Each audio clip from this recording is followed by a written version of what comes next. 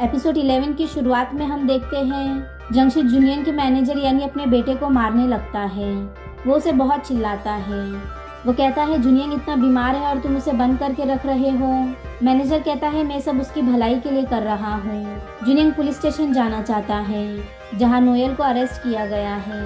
Noel mister चॉय को अपनी गाड़ी से टक्कर मारने वाली थी, इसलिए उसे अरेस्ट किया गया है। ये सुनकर जंगशिक शॉक हो जाता है। दूसरी तरफ जूनियर की आँख खुलती है और वो रोते हुए कहता है मॉम मुझे नोएल से मिलना है, प्लीज मेरी मदद करो। जंगशिक अपने बेटे से कहता है तुमने कहा मिस्टर चॉय यानी प्रोसिक्यूटर चॉय? मैनेजर कहता है हाँ वही। अगर सबको पता चल जाए कि जूनियर नोएल का दोस्त है तो मीडिया वाले बहुत मुसीबत कर देंगे। जूनियर कहता है मुझे नोएल के पास जाना है। उसकी मॉम कहती है तुमने अपनी हालत देखी है, इस हालत में तुम कहीं नहीं जा सकते। वो दवाई लेने के लिए बाहर जाती है।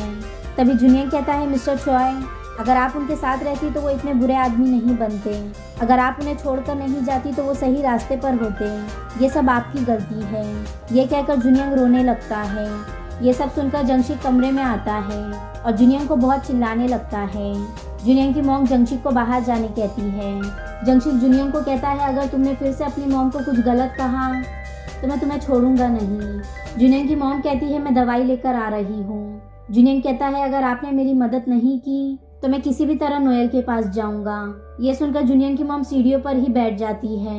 वहीं अंदर जूनियर खड़े होकर कुर्सी लेता है और विंडो तोड़ने जाता है। दूसरी तरफ जेल में नोएल देखती है कि जूनियर उसे लेने आता है। नोएल कहती है मैं उन्हें मारना नहीं चाहती थी। जूनियर कहता है मैं सब जानता हूँ, चलो भाग चले। नोएल कहती है कहाँ? जूनियर कहता है भूल गई, हम एक ट्रिप पर जाने वाले थे, चलो आज रात ही चलते हैं। फिर नोएल और जूनियर कार से जाने लगते हैं और एक बीच पर पहुंचते हैं और साथ में एक ब्यूटीफुल टेंट में बैठते हैं। जूनियर कहता है यहाँ से हम 100 साल बीतने के बाद ही जाएंगे, यहाँ हमें 100 साल तक कोई परेशान नहीं करेगा। ये सब सुनकर नोएल बहुत खुश हो जाती है, पर फिर हम देखते हैं ये सब तो बस नोएल का एक सपना था और जूनियर अभी भी उसी कमरे में है। वो बिना कुछ खाए पिए वहीं खिड़की के पास खड़ा हुआ था। मैनेजर ये सारी बात जंगशिक को बताता है। जंगशिक होटल में आकर देखता है जूनियर की मॉम बहुत परेशान है। वहीं जीते ही अपनी कार में पुलिस स्टेशन के बाहर था। वहाँ नोजिक और नारी भी परेशान हो रहे थे। फिर पुलिस इन दोनों को कुछ देर के लिए नोएल से मिलने देती है। नोएल बहुत उदास और परेशान थी, पर नोजिक और नारी के सामने वो खुश होने की एक्टिंग करती है। नोएल उसके भाई को कहती है तुम फिक्र मत करो, मैं बिल्कुल ठीक हूँ और मैं जल्दी ही बाहर आ जाऊंगी। नोजिक पूछता है क्या तुमने सच में मिस्टर चॉय को मारने की कोशिश की थी? नोएल कहती है नहीं, बिल्कुल नहीं। ये सुनकर नोजिक को राहत मिलती है। नारी कहती है जूनियर भी वही था, वो तुमसे मिलने क्यों नहीं आया?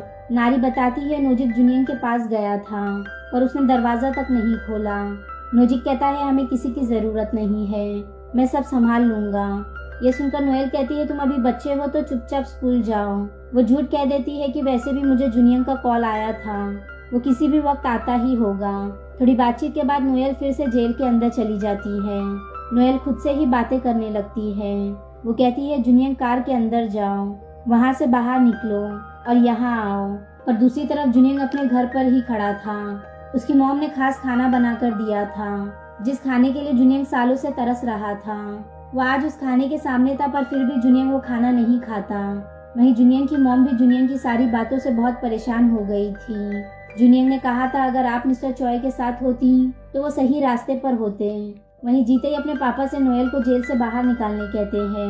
मिस्टर चॉय कहते हैं तुम जब छोटे थे तभी से ही बहुत दयालु थे, पर तुम्हें नहीं लगता यहाँ बहुत कुछ दाव पर लगा है? क्या तुम्हें डर नहीं लग रहा है? जीते ही कहता है मुझे कोई डर नहीं है। मिस्टर चॉय कहते हैं ठीक है फिर सबको सच बता दो कि मिस्टर चॉय ने बेईमानी से झूठ बोलकर एक एक्सीडेंट को छुपाया। इसमें उनकी बीवी ने भी उनका साथ दिया। ये सब की वजह से एक छोटी सी बच्ची की जिंदगी तबाह हो गई और ये सब के बदले मिस्टर चॉय को दौलत, शोहरत और नाम सब कुछ मिला। और सबको ये भी बता देना कि ये मेरे माँ बाप है। अगर ये सब बताने की हिम्मत नहीं है तो चुपचाप एक डरपोक की तरह रहो जैसे मैं रह रहा हूँ। वहीं जूनियर की मॉम जूनियर के पास आकर पूछती है उन्होंने क्या किया है। वो बहुत इज्जतदार आदमी है, किसी ने उनके बारे में गलत अफवाह फैलाई है। जूनियर कहता है वो मैं ही हूँ, मैंने अपनी आंखों से देखा है कि वो कितने गिरे हुए इंसान है और कितने बेरहम इंसान है। ऐसे इंसान में आपको प्यार करने लायक क्या दिखा था मॉम? उसकी मॉम कहती है तुम गलत हो, तुमने किसी और को देखा होगा। मैं जब गरीब थी तभी सिर्फ उन्होंने ही मुझे अपनाया था। जुनियन कहता है आप जानती हैं नोएल के पिता हिट एंड रन केस में मारे गए थे। उस वक्त मिस्टर चॉय प्रोसिक्यूटर थे। गुनहगार को बचाकर उन्होंने ये सब हासिल किया है। ये सुनकर जुनियन की मॉम शॉक हो जाती है। जुनियन कहता है नोएल आज तक ये भूल नहीं पाई है और वो हर रोज उदास रहती है और दूसरी तरफ मिस्टर चॉय आराम की जिंदगी जी रहे हैं। जुनियन की मॉम कहती है उस लड़की के पीछे तुम्हारा दिमाग खराब हो चुका है। मिस्टर चॉय इस दुनिया के सबसे अच्छे इंसान हैं। वो सबसे ईमानदार है। तुम कुछ नहीं जानते हो, इसलिए उन्हें नाम से बुलाना बंद करो। वो तुम्हारे पापा है। जुनियन रोते हुए कहता है इसी वजह से मैंने नोएल को मारने की कोशिश की थी। उनका गलत काम छुपाने के लिए मैंने लगभग नोएल को मार ही दिया था। जुनियन की मॉम गिर जाती है और पूछती है क्या इसी वजह से तुमने सब कुछ छोड़ दिया? क्या इसी वजह से तुम लॉयर नहीं बन सकते? जुनियन रोते हुए हाँ कहता है। नोएल अभी भी जेल में ही थी। उसे अभी भी उम्मीद थी कि जुनियन उसे मिलने आएगा। मैनेजर जुनियन की मॉम को कार से घर ले जा रहा था। जुनियन की मॉम बिना कुछ कहे बस रो ही रही थी। मैनेजर को भी जुनियन पर दया आ जाती है और वो जुनियन को बाहर जाने देता है, पर जुनियन जेल नहीं जाता बल्कि वो मिस्टर चॉय के घर जाता है।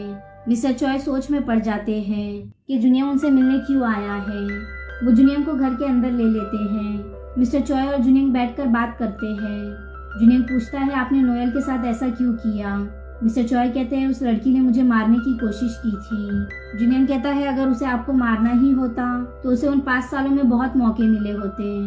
अगर उसकी जगह मैं होता तो मैं गाड़ी साइड में नहीं घुमाता। मिस्टर चॉय की वाइफ ये सब सुन रही थी। मिस्टर चॉय कहते हैं मुझे पता है तुम बहुत दूर से आए हो, पर मैं तुम्हारी मदद नहीं कर सकता। जुनियन उनके सामने पेन ड्राइव रखकर कहता है मैं चाहता हूँ इस जन्म में मैं आपसे दोबारा नहीं मिलूं। ये कहकर जुनियन चला जाता है। मिस्टर चॉय वो पेन ड्राइव देखते हैं जिसमें वो किसी दूसरी लेडी के साथ मिल रहे थे। ये देखकर मिस्टर चॉय डर जाते हैं। बाहर गेट के पास जुनियन और जीतेई मिलते हैं। जीतेई के पूछने पर जुनियन बताता है वो यहाँ मिस्टर चॉय को धमकाने आया था। जीतेई पूछता है क्या तुम कामयाब हुए? जुनियन कहता है पता नहीं। घर पर मिस्टर चॉय नोएल को छुड़ाने के लिए कॉल करते हैं, पर उनकी वाइफ उन्हें मना करती है।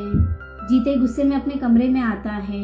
जुनियन पुलिस स्टेशन के बाहर पहुंचता है। तभी उसे जीतेई का कॉल आता है। जीतेई कहता है अगर 5 साल पहले नोएल वो पेन ड्राइव न्यूज वालों को दे देती तो ये सब नहीं होता। जिसने जो किया है अगर उसे उसकी सजा मिल जाती तो आज नोएल की जिंदगी बहुत अच्छी होती। तुम्हें नोएल के साथ खुश रहने का कोई हक नहीं है, क्योंकि मेरी तरह तुम भी मिस्टर चॉय के बेटे हो। ये सुनकर जुनियन बहुत उदास हो जाता है। अगली सुबह नोएल को जेल से निकाल दिया जाता है। नारी भी वहाँ आती है। बाहर निकलकर नोएल जुनियन को ही ढूंढ रही थी। नारी कहती है अगर उसे आना होता तो वो अब तक आ गया होता। दूसरी तरफ जुनियन अपने घर पर ड्रिंक करके गेम खेल रहा था। यहाँ नारी नोजिक को कॉल करती है। तभी नोजिक एक कार से टकरा जाता है, पर उसे ज्यादा चोट नहीं लगती। नारी नोएल को घर ले जा रही होती है। तभी नोजिक कार से उतरता है। नोजिक के पैर पर चोट देखकर नारी और नोएल शॉक हो जाते हैं। ड्राइवर कहता है ये मेरी गलती की वजह से हुआ, मुझे माफ कर दो। तभी कार से मिस चॉय बाहर आती है। वो कहती है अगर ड्राइवर ने सही समय पर ब्रेक नहीं लगाया होता तो बहुत कुछ हो जाता। वो नोएल को धमकाने आई थी। मैनेजर और मिस्टर ओ जुनियन के घर पर आते हैं। मिस्टर ओ कहते हैं मुझे पता है तुम्हें इस तरह घर पर रखना सही नहीं था, पर वो सब मैंने तुम्हारी भलाई के लिए ही किया था। मैनेजर बताता है नोएल जेल से बाहर आ गई है, क्या तुम उससे मिलने नहीं जाओगे? जुनियन इनकी बातों पर ध्यान नहीं देता। उसका पूरा ध्यान जीतेई की बातों पर ही था। जुनियन वो नहीं सुनना चाहता था, पर उसके कानों में एक ही आवाज आ रही थी कि तुम नोएल के साथ नहीं रह सकते, क्योंकि तुम भी मिस्टर चॉय के ही बेटे हो। नोएल जुनियन से मिलने उसके घर आती है, पर मिस्टर ओ उसे देख लेते हैं। मिस्टर ओ कहते हैं जुनियन तुमसे नहीं मिलना चाहता, इसलिए यहाँ से चली जाओ। जुनियन ने कहा उसे तुम्हें देखना बिल्कुल पसंद नहीं है। नोएल उदास होकर यहाँ से चली जाती है। नोएल को याद आता है मिस चॉय ने कहा था तुम्हारा भाई बहुत स्मार्ट लड़का है, पर शायद तुम्हारी बेवकूफ़ी की वजह से उसकी जिंदगी भी खराब हो जाएगी। रात में जीतेई को जुनियन का कॉल आता है। जीतेई जुनियन से मिलने बाहर आता है। जुनियन बिना कुछ सोचे जीतेई को मारने लगता है। दूसरी तरफ जियोंगयुन अपनी एंगेजमेंट के लिए कपड़े ले रही थी, और वहीं नोएल सारा सामान पैक करके नोजिक को लेकर कोरिया के बाहर शिफ्ट हो रही थी। पर लास्ट मोमेंट में जीतेई अपनी कार लेकर आता है और नोएल को बाहर आने कहता है। वहीं होटल में ये आदमी बिल पे कर रहा था, पर उसका कार्ड काम नहीं करता। तभी जुनियंग आकर उसके पैसे देता है। जुनियंग पूछता है, आप 2006 के hit and run car case में प्रोसिक्यूटर थे ना? वो आदमी पूछता है, तुम कौन हो? जुनियंग कहता है, मैं जानना चाहता हूँ वो कौन था जिसे मिस्टर चॉय बचा रहे थे। यहाँ एक तरफ जियोंग बहुत खुश थी कि वो जीते से शादी कर रही है, और वहीं जीते ही नोएल को रोकने आया था। नोएल भी जीते को देखकर शॉक थी, और वहीं जुनियंग नोएल के पिता के एक्सीडेंट के गुनहगार को ढूंढ रहा था। यहीं ये एपिसोड एंड होता है।